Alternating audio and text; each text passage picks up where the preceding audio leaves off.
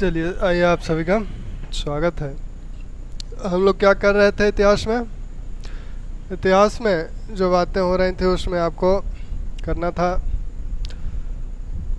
वैनसांग की बातें हो गई थी। वैनसांग के समय ही एक चीनी यात्री, बहुत ही महत्वपूर्ण चीनी यात्री आया था जिसका नाम था वैनसांग। हर्षवर्धन हो गया था और वैनसांग नामक चीनी यात्री आया था भारत। उसने विशेषकर हर्षवर्धन के विषय में बहुत कुछ बताया है। उस काल के सामाजिक, आर्थिक और राजनीतिक स्थिति का उसने विवरण दिया है। तो यहाँ जो सामाजिक, आर्थिक, राजनीतिक स्थिति का जो विवरण है उसमें उसको देखा जाएगा। फिर त्रिकोणात्मक संघर्ष, जो क्योंकि कन्नौज पर हर्ष ने अपनी राजधानी को कन्नौज, थानेश्वर से कन्नौज स्थानांतरित कर लिया था, तो हर्ष के पश्चात कन्नौज की क्या स्थिति है, हर्ष के पश्चात कन्नौज का शासक कौन बना और उसके बाद कन्नौज के लिए क्यों संघर्ष हुआ, संघर्ष के कारण और संघर्ष में शामिल शक्तियों को देखा जाए। वैनसांग 629 से लगभग 629 में यह चीन से चला और 645 में फिर चीन पहुंच गया। यानी कुल मिला के भारत में जो यह रहा, 13 वर्ष तक भारत में यह रहा था। आया मध्य एशिया से होकर भारत आया। कपिशा पहला राज्य है जहां यह भारत में प्रवेश करता है। तो वैनसांग के भारत में प्रवेश कहाँ करता है, यह कपिशा राज्य में प्रवेश करता है। कपिशा से होते हुए यह थानेश्वर में आया। तो थानेश्वर में इसने कुछ दिनों तक शिक्षा ग्रहण की। जयदेव नामक एक विद्वान से इसने शिक्षा ग्रहण की। उसके बाद यह आता है हर्ष की राजधानी कन्नौज से फिर यह मध्य भारत के विभिन्न स्थानों का भ्रमण करता है। इसका जो उद्देश्य था भारत आने का, इसका उद्देश्य, क्योंकि यह बौद्ध भिक्षु है और 20 वर्ष की अवस्था में ही यह काफ़ी ख्याति प्राप्त कर चुका था और उस समय जो चीन के शासक थे वो कहीं किसी नागरिक को बाहर जाने की अनुमति नहीं देते थे। तो यह चोरी छुपे चीन से आया था, चोरी से बिना अनुमति के यह भारत आया। भारत आने का मुख्य उद्देश्य है बौद्ध धर्म से संबंधित स्थलों का दर्शन करना और जो, क्योंकि बौद्ध धर्म का मूल केंद्र भारत है, तो यहीं पर विभिन्न बौद्ध जो धर्म ग्रंथ हैं, बौद्ध धर्म ग्रंथों का अध्ययन करना, तो ये यहीं पर मिल सकते हैं मूल रूप में अपने। तो इनका अध्ययन करना और बौद्ध तीर्थस्थलों का या बुद्ध से संबंधित स्थलों का दर्शन करना, यही दो प्रमुख उद्देश्य हैं इनके, और इसी उद्देश्य को लेकर यह भारत आया था। इस चीनी यात्री की खासियत यह है कि यह स्थल मार्ग से आया और स्थल मार्ग से ही गया। स्थल मार्ग से आया और स्थल से ही गया। आना और जाना दोनों इसका स्थल मार्ग से ही था। कन्नौज आया, पहले तो थानेश्वर आया, थानेश्वर में इसने शिक्षा ग्रहण की। इसके बाद यह कन्नौज आया और कन्नौज से विभिन्न मध्य भारत के विभिन्न स्थलों का भ्रमण किया। इसके बाद यह नालंदा गया। नालंदा में इसने योग शास्त्र का अध्ययन किया। नालंदा में शीलभद्र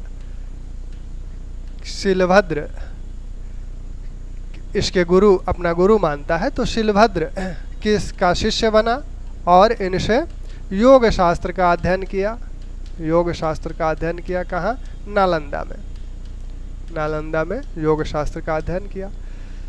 यहाँ से फिर यह पूर्वी भारत, कामरूप, भास्कर बर्मन, कामरूप का जो शासक भास्कर बर्मन है उसने भी इसे आमंत्रित किया था। दरअसल यह नालंदा अध्ययन करने के पश्चात फिर यह उड़ीसा होते हुए दक्षिण भारत निकल गया, यानी कांची गया। कांची से फिर महाराष्ट्र आया। यहाँ से इस छोर से, पूर्वी छोर से निकला, उड़ीसा होकर कांची गया, कांची से आगे नहीं गया और फिर यहाँ से महाराष्ट्र बल्लभी होते हुए यह सिंध गया। सिंध से मूलस्थानपुर गया।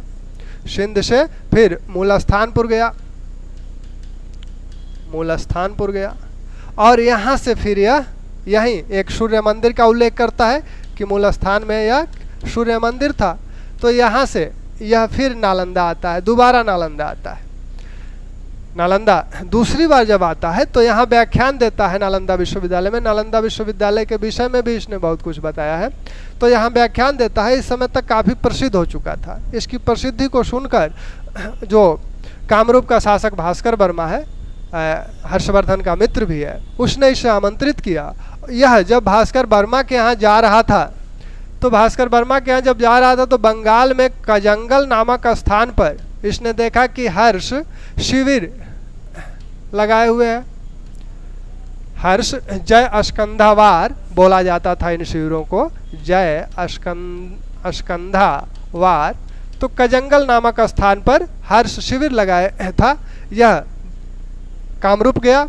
कामरूप जब गया तो यहाँ से इसे हर्ष ने कामरूप के शासक भास्कर वर्मा से कहा कि चीनी यात्री को हमारे पास भेजो। भास्कर वर्मा इसके लिए तैयार नहीं हुआ। वह कहा कि चीनी यात्री की अपेक्षा हम अपना सिर देना पसंद करेंगे। हर्ष ने कहा ठीक है, सिर ही दे दो। तब वह डर गया भास्कर वर्मा और हर्ष से क्षमा याचना किया और फिर जो है कामरूप से यह आ गया हर्ष के पास। और फिर जो है कनौज आ जाता है। तो कनौज भी वह 2 बार आया। कनौज आता है तो कनौज की जो सभा हुई थी हर्षवर्धन की, हर्षवर्धन द्वारा जो आयोजित सभा थी कनौज की, और फिर उसके बाद जो प्रयाग की सभा थी जो 6वीं महामोक्ष परिषद थी, इन दोनों में शामिल हुआ। महायान संप्रदाय से संबंधित है तो यहाँ पर इसे महायान देव की उपाधि भी दी गई। इसे यात्रियों का राजकुमार बोला जाता है। इसकी जो उपाधि है इसे यात्रियों का राजकुमार भी कहा जाता है। तो यहाँ महायान देव की उपाधि कनौज महासभा के समय हर्षवर्धन द्वारा दी गई। यहाँ से फिर वह प्रयाग आया। प्रयाग के महामोक्ष परिषद 6वें महामोक्ष परिषद जो आयोजित हुई थी उसमें भाग लिया। 75 दिन तक यह महामोक्ष परिषद चली और यहीं पर वह हर्ष से विदा लिया। हर्ष से विदा लिया तब यह यहाँ से फिर पश्चिमी सिंध से होते हुए गया। तो सिंध के शासक उदयादित्य को हर्ष ने इसे सकुशल चीन सीमा तक छोड़ने की जिम्मेदारी सौंपी। तो इस तरह से ह्वेनसांग का यह यात्रा है। ह्वेनसांग ने अपने यात्रा विवरण को शी यू की नाम से लिखा है। शी यू की नाम से इनका यात्रा विवरण है। और इनकी जीवनी, ह्वेनसांग की जीवनी को इनके मित्र विली ने इसकी जीवनी लिखी है। विली ने ह्वेनसांग की जीवनी लिखी है। शीयुकी में जो बात कही जाती है, तो यहाँ राजनीतिक स्थिति अगर देखें, राजनीतिक स्थिति का जो विवरण देता है इसमें यह बताता है कि यहाँ जो उज्जैन के शासक हैं, आपके जो पूरब के कुछ शासक हैं, यहाँ आपके कामरूप के शासक हैं, ये लोग ब्राह्मण हैं। तो कुछ ब्राह्मण शासकों की बात करता है जिसमें आपके उज्जैन के शासक हैं, कामरूप के शासक हैं, ये ब्राह्मण हैं। कुछ शूद्र शासकों की भी चर्चा करता है और शूद्र शासकों में बताता है कि मतिपुर और सिंधु के शासक क्या हैं, शूद्र हैं। तो मतिपुर और सिंध के शासक शूद्र हैं, इसका ध्यान रखिएगा। ब्राह्मण का भले ध्यान न रखें, लेकिन शूद्र शासक कहाँ कहाँ के शासकों को वह शूद्र बताता है, तो वह मतिपुर और सिंधु के शासकों को शूद्र बताता है। राजनीतिक स्थिति में आरपी त्रिपाठी का कहना है कि जिन जिन राज्यों का उल्लेख 138 देशों, राज्य यानी देश, 138 देशों का उल्लेख यह करता है। तो वो कहते हैं, आरपी त्रिपाठी का मानना है कि जिन जिन राज्यों का यह उल्लेख करता है वो राज्य हर्ष के साम्राज्य में नहीं है, वो हर्ष के साम्राज्य से बाहर है। तो इसके शीयुकी में जिन देशों का वर्णन है, विवरण है, वो 138 देशों का है। यह हर्ष की राजधानी जो कनौज है उसका उल्लेख करता है और हर्ष के राजा बनने के संदर्भ में भी इसने उल्लेख किया है। इसने बताया है कि कनौज का राजा बनने के लिए हर्ष तैयार नहीं हुआ, क्योंकि वह औलोकितेश्वर से इसके लिए परामर्श किया और औलोकितेश्वर ने इसकी अनुमति नहीं दी, इसलिए वह राजा कनौज का राजा नहीं बना, थानेश्वर का ही राजा है। राजधानी उसने कनौज स्थानांतरित कर ली और अपना नाम क्या लिखा, शीलादित्य। तो शीलादित्य किसे कहता है ह्वेनसांग? शीलादित्य हर्षवर्धन को ह्वेनसांग कहता है। ठीक, इसके बाद वह अन्य जो राज्यों का उल्लेख करता है इसमें कांची वह गया था। कांची के लोगों को विद्या अनुरागी मानता है कि वो लोग विद्या के प्रेमी थे। उसके बाद वह कांची से आता है महाराष्ट्र में शासन किसका था? चालुक्यों का था। चालुक्यों में पुलकेशिन द्वितीय उस समय शासक था। तो उसकी वो कहता है कि मोहो लाचा जो महाराष्ट्र का शासक है वह बहुत ही वीर था और उसने हर्षवर्धन की अधीनता नहीं स्वीकार की। महाराष्ट्र के लोगों को भी वह विद्या का अनुरागी कहता है। फिर सिंध आता है तो सिंध के शासक को वो शूद्र कहता ही है। इसी रास्ते से फिर पश्चिमी दिशा से होते हुए, भारत के पश्चिमी छोर से होते हुए वह सिंध और मुलास्थानपुर भी चला जाता है। तो यह राजनीतिक स्थिति का विवरण देता है। कनौज जो राजधानी थी इसका भी भव्य विवरण देता है। कनौज की जो राजधानी थी इसका वह विवरण देता है। धार्मिक स्थिति में दरअसल सब कुछ धार्मिक दृष्टिकोण से ही इसे देखना है, क्योंकि उसी उद्देश्य से आया है। तो यह उस समय बौद्ध धर्म जो था वह अवनति की अवस्था में था, क्योंकि ब्राह्मण धर्म से पीछे चल रहा था। लेकिन यह बौद्ध धर्म की अवनति को स्वीकार नहीं करता है। बौद्ध धर्म की अवनति को ह्वेनसांग स्वीकार नहीं किया है। यह मथुरा के अनेक स्तूपों का उल्लेख किया हुआ है। मथुरा के अनेक स्तूप का उल्लेख करता है कि मथुरा में कई स्तूप हैं। इसी प्रकार यह अश्वघोष, कुमारजीव, इन लोगों का भी उल्लेख करता है। सामाजिक स्थिति में कहता है कि 4 वर्ण हैं, तो 4 वर्ण की ही बात करता है, ब्राह्मण क्षत्रिय वैश्य। तो 4 वर्णों की बात करता है। साथ में अंत्यजों की भी बात करता है, अछूतों की भी बात करता है। वह कई साले चंडाल जो मलेच्छ ये लोग थे उन्हें अछूत कहता है कि ये अछूत है। सबसे ऊपर ब्राह्मणों को रखता है और ब्राह्मणों की प्रशंसा भी करता है। क्षत्रियों को वह राजा की जाति बताता है कि यह राजा की जाति है। वैश्यों के विषय में कहता है कि वैश्य जो आर्थिक तंत्र था इन्हीं पर निर्भर था। आर्थिक तंत्र किस पर निर्भर था? वैश्यों पर निर्भर था। और ये लोग इस धन से विभिन्न औषधालय आदि बनवाकर पुण्यार्जन भी करते थे। औषधालय आदि बनवाते थे और पुण्यार्जन भी इससे ये प्राप्त करते थे। ठीक। कृषकों को शूद्र जाति में कृषकों को शूद्र कहता है। कृषक जो है इसमें शूद्र में। तो इस प्रकार सामाजिक स्थिति का वर्णन करता है। सती प्रथा का उल्लेख नहीं करता है। अंतर्जातीय विवाह का उल्लेख करता है, बताता है कि यहाँ अंतर्जातीय विवाह होता था।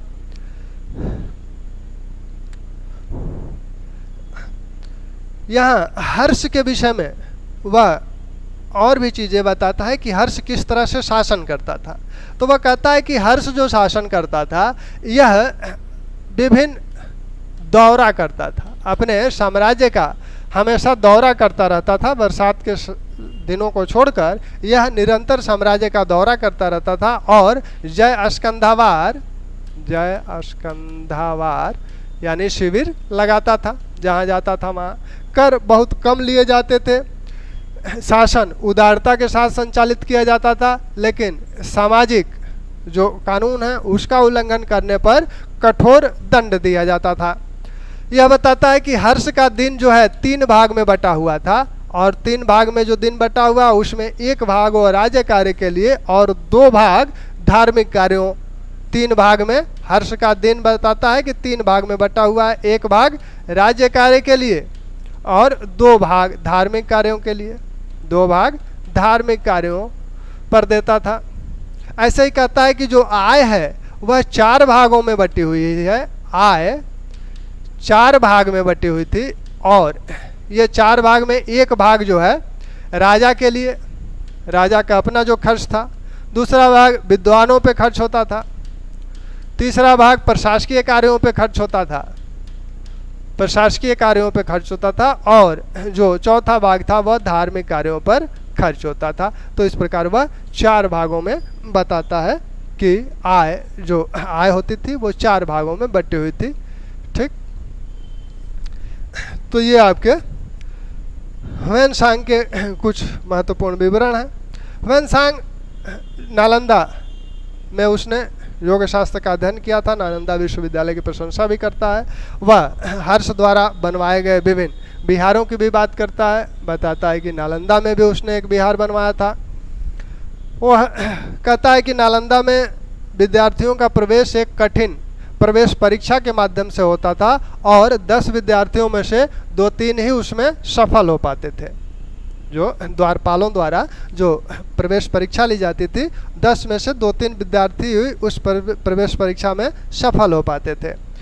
तो ये आपका यह जो यहाँ की शांति व्यवस्था, कानून व्यवस्था है, उसके विषय में बताता तो है कि उदारता के साथ शासन किया जाता था, कठोर दंड नहीं थे, सिर्फ सामाजिक कानूनों के उल्लंघन के संदर्भ में ही कठोर दंड दिया जाता था। लेकिन यह भी कहता है कि यात्रा जो है बहुत सुरक्षित नहीं थी। 2 बार यह चोरों के चंगुल में फंस चुका था, एक पंजाब में और एक आपका कन्नौज से आगे गंगा तट पे, गंगा नदी से जब यात्रा कर रहा था तो उस समय चोरों ने इसे दुर्गा देवी की बलि के लिए पकड़ा था। लेकिन तभी बताता है कि एक तूफान आ गया जिससे यह बच गया। तो इसका भी उल्लेख 2 बार यह फंस चुका था, इसका भी उल्लेख करता है। अब कन्नौज की स्थिति हम लोग देखें तो ये तो आपका ह्वेनसांग रहे, युआन चांग, इन्हीं का एक नाम युआन चांग भी है, युआन चांग। यह भारत और चीन के बीच जो कूटनीतिक संबंध थे उसको भी सुदृढ़ बनाने का कार्य किया था, क्योंकि जब यह, हालांकि यह बिना अनुमति के भारत आया था, लेकिन जब यहाँ से गया भारत से तो चीन के राजाओं द्वारा बहुत सम्मानित किया गया, इसकी प्रशंसा की गई। तो इसके बाद यह भारत और चीन के बीच जो संबंध थे उसको प्रगाढ़ करने में भी इसने भूमिका निभाई। हर्ष के समय ही आप देखते हैं कि 2 हर्ष ने एक दूत, एक ब्राह्मण दूत चीन भेजा था 641 ईस्वी में, उसी के बदले में चीन ने भी 2 दूत हर्ष के समय भेजा था, लियांग काई और ली पियावो नामक जो दूत, लियांग काई और ली पियावो नामक 2 दूत इसने चीन ने भेजा था और हर्ष ने एक दूत भेजा था। यह जो है 641 में ही आया था और ये 643 में आया था। इसी के साथ वान हुत्से यह भी इसी के साथ आया था। बाद में यह अकेले एक दूतमंडल का नेतृत्व करता है, जो तीसरा दूतमंडल होता है वह इसके नेतृत्व में आता है। जब यह दूतमंडल आता है तब उस समय कन्नौज पर हर्ष का शासन नहीं था, यानी कन्नौज की मृत्यु हो चुकी थी। तब यह वान हुत्से के नेतृत्व में एक दूतमंडल आता है। उस समय कन्नौज पर जो शासक हैं वो कौन है? अर्जुन नामक एक स्थानीय व्यक्ति कन्नौज पर अधिकार कर लिया था। तो कन्नौज की स्थिति अब क्या है? हर्ष ने अपनी राजधानी कन्नौज को बनाया था। तो हम लोग कन्नौज की स्थिति को देखें तो कन्नौज को राजधानी हर्ष ने बनाया था। कन्नौज का एक नाम कान्यकुब्ज है, इसे गांधीपुरम भी बोला जाता है। कन्नौज राजधानी हर्ष के समय यह राजधानी के रूप में अवतरित हुआ। एक तरह से कन्नौज जो है यह गंगा नदी के तट पे है और गंगा नदी उत्तर भारत की जीवन रेखा मानी जाती है। गंगा नदी उत्तर भारत की जीवन रेखा मानी जाती है और कन्नौज जो है गंगा तट पे है। कन्नौज पर हर्ष के बाद जिस स्थानीय व्यक्ति का शासन हुआ वह अर्जुन नाम का एक व्यक्ति माना जाता है कि अर्जुन यहाँ का शासक बन गया। इसी समय वान हुत्से नामक चीनी दूत यहाँ आया था।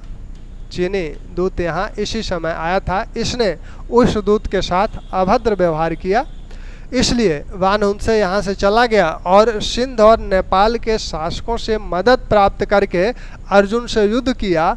जैसा कि मातवान लिन का कहना है। मातवान लिन जो कहता है वो कहता है कि वानहुंत से जब आया था तब अर्जुन ने उसके साथ अच्छा व्यवहार नहीं किया, उसकी लूटपाट की, तो इसलिए वह अपनी जान बचाकर चला गया और बाद में सिंध और नेपाल के राजाओं से सहायता प्राप्त करके यह अर्जुन पर आक्रमण किया और अर्जुन को पराजित किया तथा अर्जुन को बंदी बनाकर चीन लेके चला गया, वहीं इसकी मृत्यु हो गई।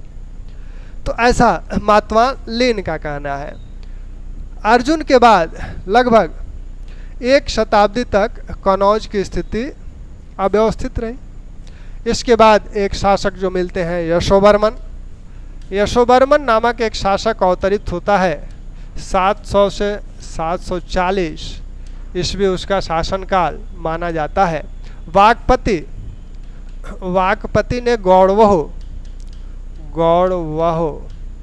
नामक जो ग्रंथ लिखा है उसी में इसका विवरण मिलता है और उसमें इसके बीजियों का उल्लेख हुआ है। एक तरह से प्रशस्ति है, तो इसके बीजियों का उल्लेख हुआ है कि इसने कहाँ कहाँ किन किन क्षेत्रों की विजय की। तो संपूर्ण भारत की विजय का वर्णन इसमें मिलता है, लगभग हिमालय से लेकर आपका दक्षिण तक के क्षेत्रों का, इधर पश्चिमी तट से पूर्वी तट के क्षेत्रों के विजय का उल्लेख मिलता है। लेकिन यह माना जा सकता है, यह तो अतिरंजित उल्लेख है, लेकिन यह मुख्य रूप से बिहार और कनौज का शासक था, इतना तो निश्चित है। इसने भी अपना एक दूत भेजा था चीन में। बुद्धसेन नामक एक व्यक्ति को इसने चीन में दूत भेजा था, दूत बनाकर इसने चीन भेजा था। इसी समय एक दूत और गया था, कश्मीर के शासक ललितादित्य मुक्तापिंड का एक दूतमंडल भी चीन गया था और वह दूतमंडल जो है इसको यशोवर्मन को अपना मित्र बताता है, यानी ललितादित्य का मित्र बताता है। तो ये माना जाता है कि ये दोनों शासक चीन दूतमंडल क्यों भेजे थे, क्योंकि उस समय अरबों का आक्रमण इधर से हो रहा था, तो इस अरबी आक्रमण के विरुद्ध सहायता के लिए संभवतः ये दोनों शासक चीन अपना दूत भेजे हैं। बाद में इन दोनों में दुश्मनी हुई, दोनों में युद्ध भी हुआ। तो यशोवर्मन का उल्लेख मिलता है। यशोवर्मन किस वंश का है, कहाँ से है, इसका कुछ बहुत उल्लेख नहीं है। इसके बाद यहाँ कनौज पर जिन शासकों का उल्लेख मिलता है उसमें इंद्रायुध, चक्रायुध जैसे व्यक्तियों का उल्लेख मिलता है कि ये यहाँ के शासक थे। इधर भिनमल में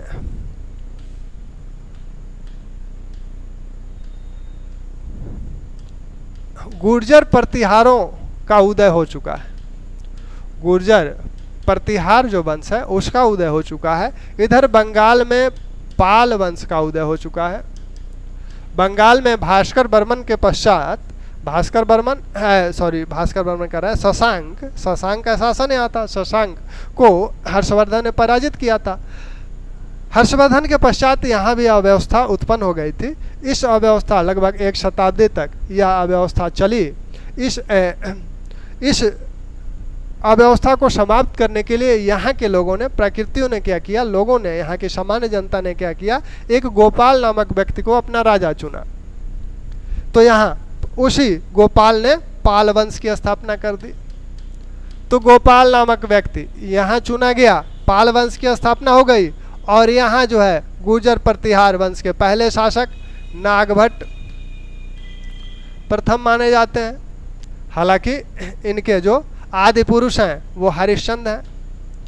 हरिश्चंद्र को ये लोग अपना आदि पुरुष मानते हैं। तो नागभट्ट यहाँ शासक हो गए, यहाँ गोपाल शासक हो गए। ठीक, यहाँ लगभग 750 से 770 ईस्वी के आसपास ये शासन कर रहे हैं और ये भी 730 से 756 ईस्वी इनका कार्यकाल है। तो लगभग दोनों समकालीन है। अब बीच में कनौज है, दोनों साम्राज्यों के बीच में कनौज है। कनौज में भी अव्यवस्था है। तो इस कनौज पर अधिकार करने के लिए एक शक्ति आपका यहाँ भी है, दक्षिण में राष्ट्रकूट है। ये तीनों लोग कनौज पर अधिकार करना चाहते हैं। कनौज की स्थिति ऐसी है कि इसका लाभ सभी प्राप्त करना चाहते हैं, जैसा कि यह गंगा नदी के तट पर है और गंगा नदी उत्तर भारत की, गुड इवनिंग सभी को, और गंगा नदी क्या है, उत्तर भारत की जीवन रेखा है। तो एक तो संचार साधन, पूरे उत्तर भारत के संचार साधन, उस समय नदियाँ एक संचार का बहुत ही महत्वपूर्ण माध्यम थी, वो था। दूसरा, इसकी जो स्थिति है सुरक्षात्मक दृष्टिकोण से भी यह अच्छी स्थिति है। गंगा का जो मैदान है वह इतना उपजाऊ मैदान है कि उस उपजाऊ मैदान को प्राप्त करना सभी चाहेंगे। तो कनौज एक तरह से केंद्र हो गया, जैसे पाटलिपुत्रा पहले था उसी प्रकार से यह कनौज अब केंद्र हो गया। सभी शक्तियां ये मान रही हैं कि कनौज पर अधिकार करने से ही हम उत्तर भारत के, पूरे उत्तर भारत के सम्राट माने जाएंगे। शुरुआत की यहाँ के जो शासक हैं वत्सराज, चौथे नंबर के शासक हैं इस वंश के, वत्सराज ने शुरुआत की। यहाँ इंद्रायुध शासक था, इंद्रायुध यहाँ शासक था। तो इन्होंने क्या किया कि इंद्रायुध को पराजित किया और फिर अपनी ओर से इंद्रायुध को ही शासक नियुक्त कर दिया वहाँ कनौज में। यानी इस त्रिकोणात्मक संघर्ष की शुरुआत कौन करता है? शुरुआत गुर्जर प्रतिहार करते हैं और वत्सराज करते हैं। इंद्रायुध को इन्होंने पराजित किया और इसे ही वहाँ का शासक नियुक्त कर दिया।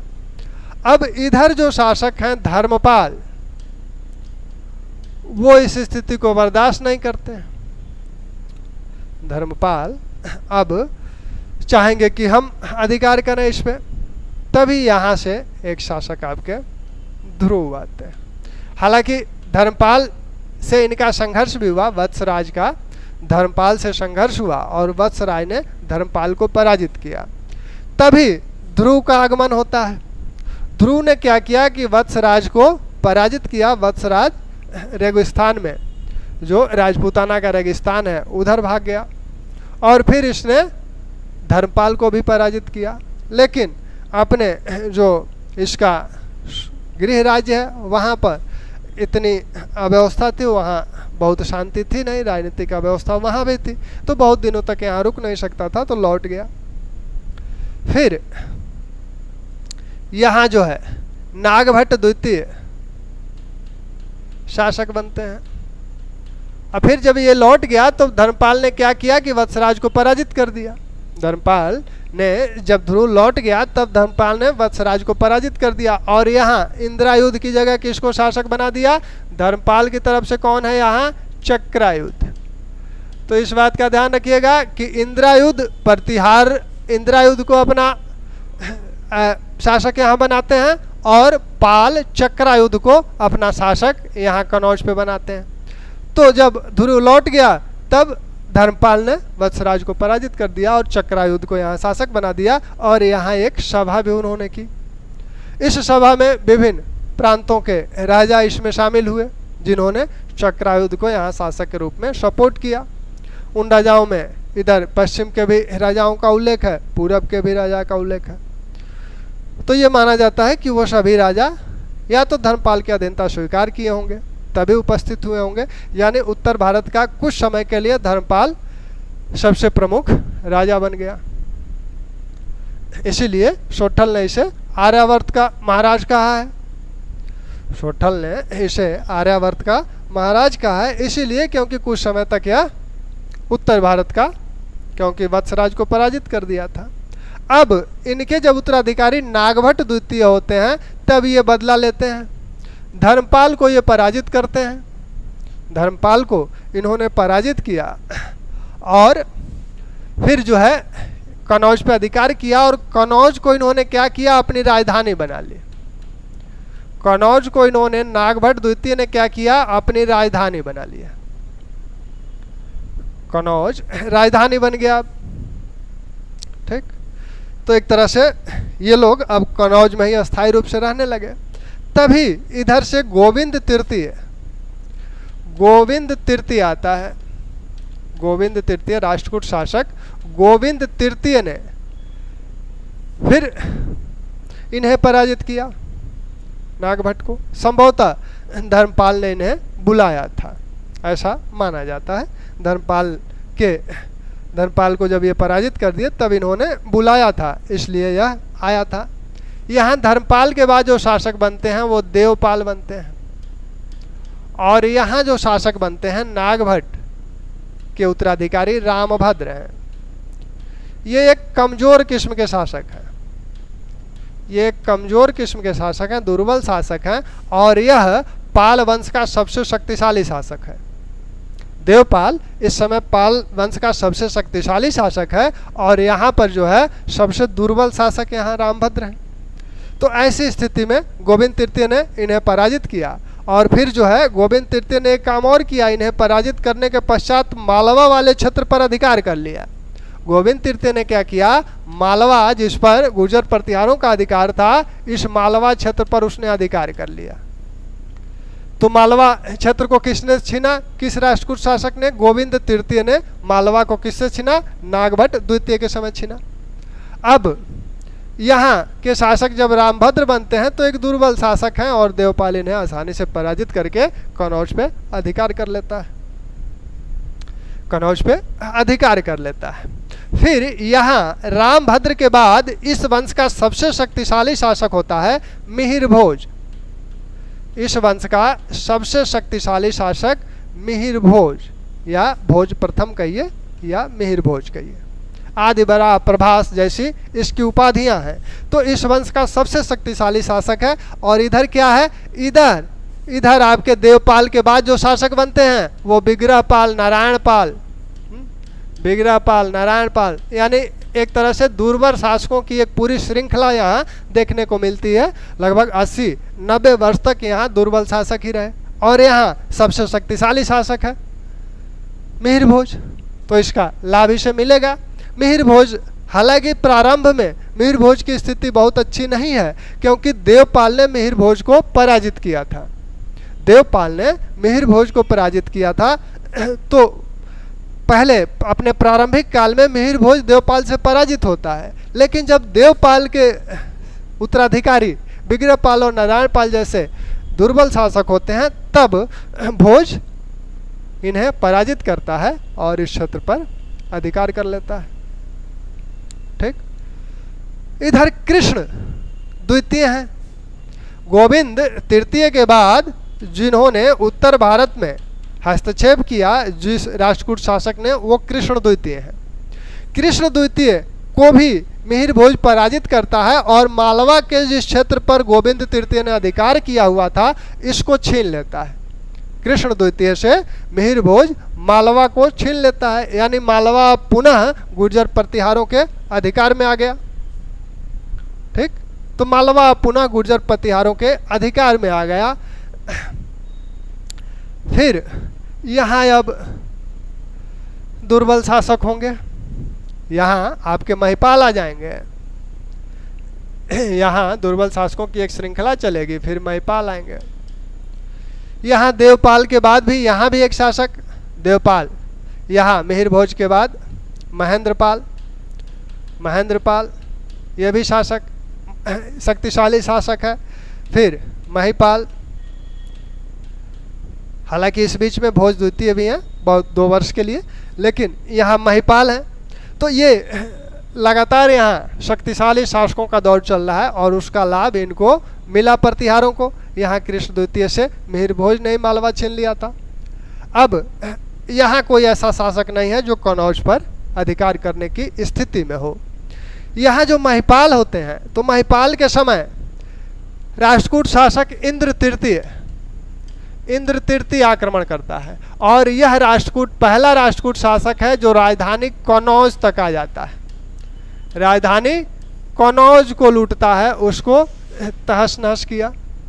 लेकिन गृह राज्य में अव्यवस्था थी, बहुत दिनों तक यहाँ नहीं रुक पाया, चला गया। इसके जाने के बाद पुनः महिपाल ने अपनी स्थिति सुदृढ़ कर ली। तो इस त्रिकोणात्मक संघर्ष में कौन कौन लोग शामिल हैं? शुरुआत की थी गुर्जर प्रतिहारों ने, और वत्सराज गुर्जर प्रतिहार शासक वत्सराज ने इस संघर्ष की शुरुआत की। इसने धर्मपाल को पराजित किया। धर्मपाल के लक्ष्मी के छत्रों को, जो खालिमपुर अभिलेख में वर्णित है कि छत्रों को, या राघनपुर अभिलेख जो गोविंद तृतीय का है, तो इसमें इसने उन छत्रों को छीन लिया, यानी उन्हें पराजित किया। तो धर्मपाल को पराजित किया। और इस प्रथम जो आपका इस संघर्ष का जो प्रथम चरण है, प्रथम चरण में कौन कौन लोग शामिल हैं? गुर्जर प्रतिहार में, गुर्जर प्रतिहारों, राष्ट्रकूट और पाल। पाल इसमें कौन कौन शामिल हैं? तो यहाँ आपके वत्सराज, वत्सराज शामिल हैं। प्रारंभकर्ता भी यही हैं, इस संघर्ष के प्रारंभकर्ता भी यही हैं। यहाँ धर्मपाल हैं, धर्मपाल को पराजित करते हैं और कनौज पर अधिकार कर लेते हैं, इंद्रायुध को अपनी ओर से शासक बना लेते हैं। इस प्रथम चरण में जिस राष्ट्रकूट शासक ने भाग लिया वो हैं ध्रुव। ध्रुव ने क्या किया कि ध्रुव ने इनको पराजित किया, ये भाग गए राजपूताना के रेगिस्तान में। तब धर्मपाल ने इन कनौज पर अधिकार कर लिया और अपनी ओर से चक्रायुध को शासक बना दिया। यानी प्रथम चरण की समाप्ति पे क्या हुआ? शुरुआत तो प्रतिहारों ने की, लेकिन अंतिम रूप से अधिकार किसका रहा? पालों का रहा। तो प्रथम चरण हो गया। दूसरे चरण में आप यहाँ देख रहे हैं कि नागभट्ट द्वितीय शासक बन जाते हैं। तो दूसरा जो चरण है, ये तो पहला चरण है, दूसरे चरण में यहाँ नागभट्ट द्वितीय शासक बन जाते हैं। और ये अच्छा, धर्मपाल को इन्होंने पराजित किया था, बाद में धर्मपाल ने इन्हें पराजित कर दिया था। तो इसका बदला नागभट्ट द्वितीय लेते हैं और यहाँ धर्मपाल ही हैं। ठीक, यहाँ जो शासक आता है गोविंद, गोविंद तृतीय आता है। यहाँ जो धर्मपाल हैं आपके, धर्मपाल ने संभवतः इसे आमंत्रित किया था इनके विरुद्ध, नागभट्ट के विरुद्ध। ठीक, तो गोविंद तृतीय इनको पराजित करता है, नागभट्ट द्वितीय को, वापस चला जाता है। फिर यहाँ शासक कौन बनता है? नागभट्ट द्वितीय के बाद आपके एक कमजोर शासक बनते हैं रामभद्र। और यहाँ इस वंश का सबसे शक्तिशाली शासक बनता है देवपाल। तो तृतीय चरण जो होता है आपका, तृतीय चरण जो है, इसमें आप देख रहे हैं कि ये यहाँ रामभद्र हैं, यहाँ सबसे शक्तिशाली इस वंश का शासक देवपाल है। यह पराजित करेगा ही, कनौज पे अधिकार कर लेगा।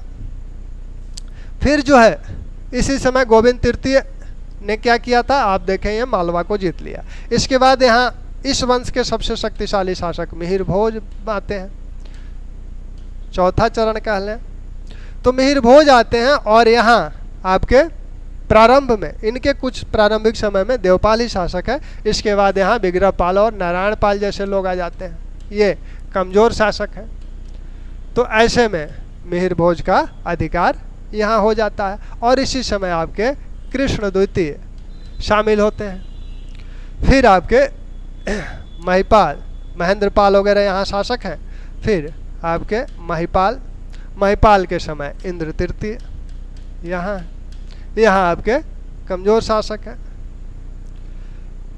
तो राष्ट्रकूट पहली दक्षिण की शक्ति राष्ट्रकूट हैं जिन्होंने उत्तर भारत में राजनीतिक हस्तक्षेप किया था। अभी तक दक्षिण की कोई शक्ति उत्तर भारत में हस्तक्षेप नहीं की थी, राजनीतिक हस्तक्षेप नहीं की थी। यह राष्ट्रकूट पहले शासक हैं जो उत्तर भारत में राजनीतिक हस्तक्षेप करते हैं।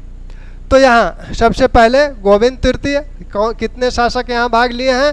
ध्रुव, गोविंद तृतीय, कृष्ण द्वितीय, इंद्र तृतीय, 4 राष्ट्रकूट शासक प्रत्यक्ष रूप से इस संघर्ष में भाग लिए, जिसमें से गोविंद तृतीय ने मालवा पर अधिकार कर लिया। और इन सभी शासकों में से पराजित कौन हुआ? पराजित कृष्ण द्वितीय हुआ। इसमें से कोई पराजित, कृष्ण द्वितीय को छोड़कर कोई उत्तर भारतीय शासकों द्वारा पराजित नहीं हुआ, लेकिन कृष्ण द्वितीय पराजित हुआ। किससे पराजित हुआ था? मिहिर भोज ने इसे पराजित किया था। और मालवा पे जो गोविंद तृतीय ने अधिकार कर लिया था, कृष्ण द्वितीय से इन्होंने मालवा छीन लिया। ठीक, तो ये कनौज के त्रिकोणात्मक संघर्ष की स्थिति है। अब इस संघर्ष का परिणाम क्या मिला? इस संघर्ष का कुछ परिणाम नहीं मिला।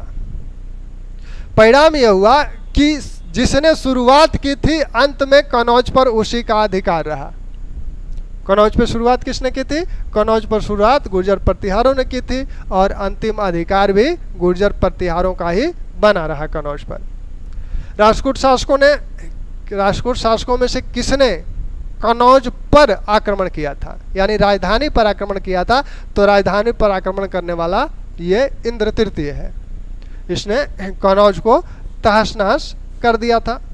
तो कनौज की शुरुआत, इस संघर्ष की शुरुआत गुर्जर प्रतिहारों ने की और अंतिम रूप से अधिकार भी गुर्जर प्रतिहारों का ही बना रहा। गुर्जर प्रतिहार जो राज्य है उस समय का सबसे शक्तिशाली राज्य है और जितने ये चंदेल हैं, कलचुरी हैं या जो गढ़वाल हैं, ये सभी इनके सामंत हैं।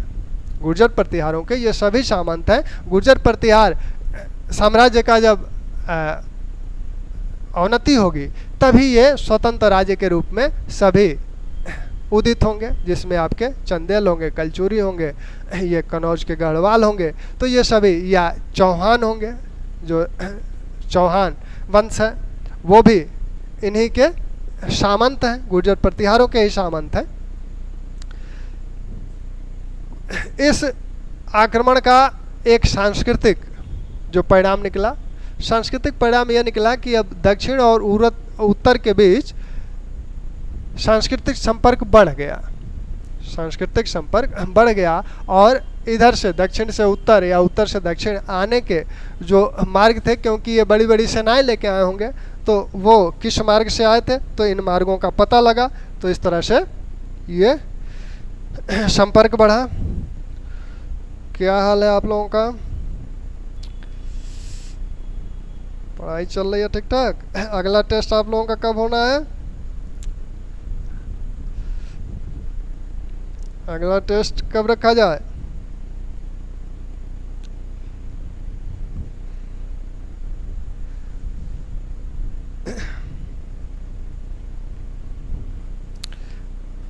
अगले टेस्ट के विषय में पेपर तैयार है, पेपर की बात नहीं है, कम से कम एक दिन का, क्योंकि ये देखा जा रहा है कि 1.5 घंटे में 30 प्रश्न ही हो पा रहे हैं बमुश्किल।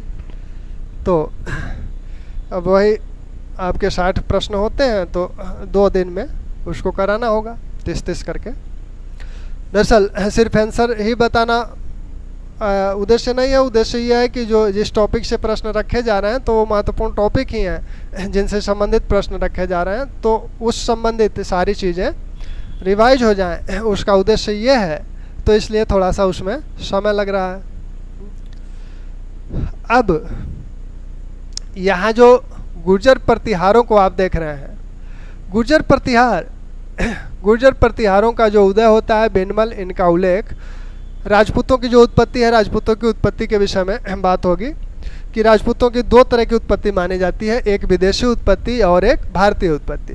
विदेशी उत्पत्ति के जो लोग समर्थक हैं उसमें आपके स्मिथ हैं, टाड हैं, तो ये लोग राजपूतों की विदेशी उत्पत्ति में विश्वास करते हैं। भारतीय इतिहासकार भी हैं, जैसे भंडारकर हैं, आर.पी. त्रिपाठी हैं, ये लोग इन्हें विदेशी उत्पत्ति में विश्वास करते हैं। जो भारतीय उत्पत्ति में विश्वास करते हैं उसमें से विवैध हैं, आपके हरिशंकर ओझा हैं, दशरथ शर्मा हैं, तो ये लोग भारतीय उत्पत्ति में विश्वास करते हैं। फिर भारत के जो प्राचीन ग्रंथ हैं उनमें भी 2 तरह के सिद्धांत आपको देखने को मिलते हैं, एक ब्रात्य छत्री और एक ब्रह्मछत्र। ब्रात्य छत्री और ब्रह्मछत्र। ब्रात्य छत्री जो शब्दावली प्रयुक्त की गई है वह मनुस्मृति में प्रयोग की गई है।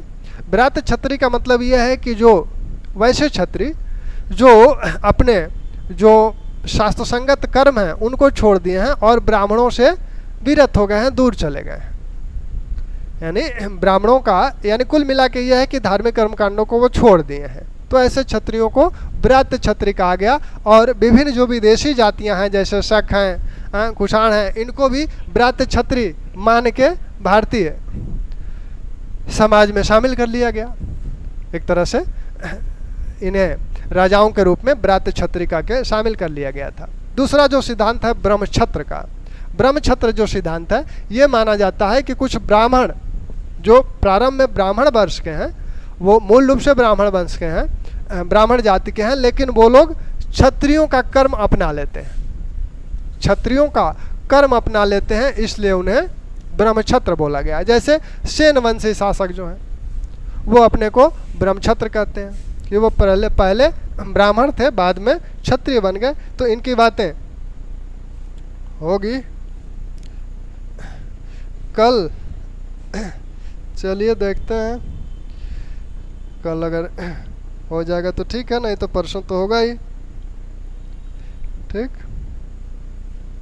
तो यहाँ गुर्जर प्रतिहार जो है, ये गुर्जर शब्द का प्रयोग, ये जो प्रतिहार है, प्रतिहारों का प्रयोग प्राचीन धार्मिक साहित्यों में भी होता है। ये प्रतिहार यानी एक तरह से द्वारपाल, जो गुर्जर प्रतिहारों के लेख में जो बात कही गई है, उसमें ग्वालियर लेख में जो बात कही गई है, मिहिर भोज का जो ग्वालियर लेख है, उसमें कहा गया है कि ये लोग लक्ष्मण के वंशज है। राम के भाई लक्ष्मण जो उनके द्वारपाल थे, प्रतिहार थे, तो उनके वंशज ये लोग अपने को बताते हैं गुर्जर प्रतिहार। गुर्जर शब्द का प्रयोग ये होल अभिलेख में सबसे पहले गुर्जर जाति के रूप में किया गया है, और ह्वेन-सांग ने भी गुर्जर का उल्लेख किया है, और ये गुर्जर क्षेत्र के रूप में इसका उल्लेख करता है। तो इनकी जो प्रारंभ में ये लोग जहाँ के थे वो भिंडमल में थे, तो भिंडमल इनका प्रारंभिक राजधानी इनकी भिंडमल है, और बाद में आप देख रहे हैं कि नागभट्ट द्वितीय ने कन्नौज को अपनी राजधानी बना लिया है। इस वंश के सबसे शक्तिशाली शासक मिहिर भोज माने जाते हैं। इसके बाद के शक्तिशाली शासक आपके महेंद्रपाल, और इन्हीं के समय राजशेखर इनके गुरु भी हैं, राजकवि भी हैं, और राजशेखर ने अनेक ग्रंथों की रचना की, जैसे विदिशाल भंजिका, कर्पूर मंजरी, बाल भारत, तो इस तरह के काव्य मीमांसा। तो इन ग्रंथों की रचना महेंद्रपाल ने, महेंद्रपाल दोनों के दरबार में है, राजशेखर दोनों के दरबार में है, महेंद्रपाल के भी दरबार में है, और इनके दरबार में भी है, महिपाल के भी दरबार में है, और महेंद्रपाल के भी दरबार में है। ये बाद में चले जाते हैं आपके कलचुरी शासक युवराज के दरबार में। ये बाद में कुछ दिनों के लिए कलचुरी शासक युवराज के दरबार में भी जाते हैं, और वहीं पे इन्होंने विदिशाल भंजिका की रचना की थी युवराज के दरबार में ही।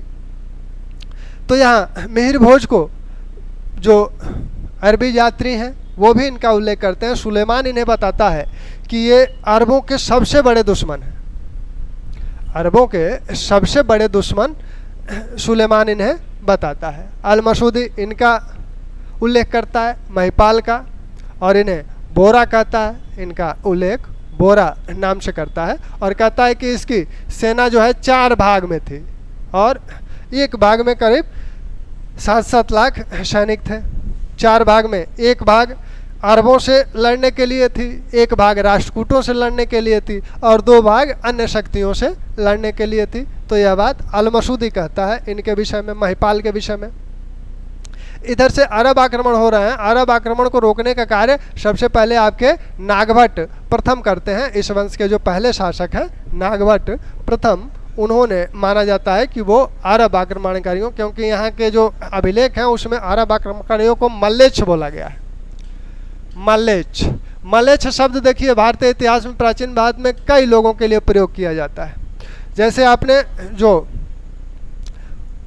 जूनागढ़ अभिलेख देखा था तो वहाँ पे मलेच्छ शब्द हूणों के लिए प्रयोग किया गया है, यहाँ पे मलेच्छ शब्द अरबों के लिए प्रयोग किया जा रहा है। यानी जो इधर से आक्रमणकारी आ रहे हैं उनके लिए अधिकांशतः मलेच्छ शब्द प्रयोग किया गया है, भिन्न भिन्न समयों पे भिन्न भिन्न लोगों के लिए प्रयोग किया गया है। तो यहाँ पे जो मलेच्छ शब्द प्रयोग किया जा रहा है वो अरब आक्रमणकारियों के लिए किया जा रहा है।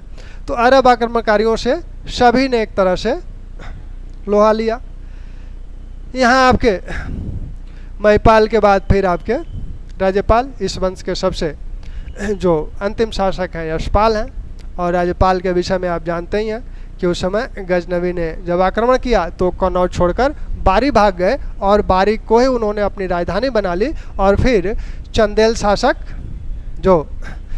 शासक विद्याधर हैं, उन्होंने इस बात का बुरा माना कि आक्रमणकारी के सामने भागे क्यों, उसका सामना करना चाहिए। तो इससे रुष्ट होकर उन्होंने इस पर आक्रमण किया और इसे मार डाला। तो ये आपके कन्नौज की कहानी है। बंगाल की कहानी जो है वो पाल वंश और पालों के बाद सेन वंश है। तो अब एक दो लेक्चर में आपका राजपूत जो वंश है, एक तो राजपूतों की उत्पत्ति, कभी कभी प्रश्न आ जाते हैं राजपूतों की उत्पत्ति से संबंधित, किसने क्या माना है तो उससे, और फिर जो राजपूत वंश हैं, प्रमुख वंश आपके चौहान हैं या गुर्जर प्रतिहार हैं या चंदेल हैं, गढ़वाल हैं, तो इनके प्रमुख प्रमुख शासकों को, सभी शासकों को तो नहीं देखा जाएगा, लेकिन जो प्रमुख शासक हैं विशेषकर उनकी उपलब्धियां और उपाधियां।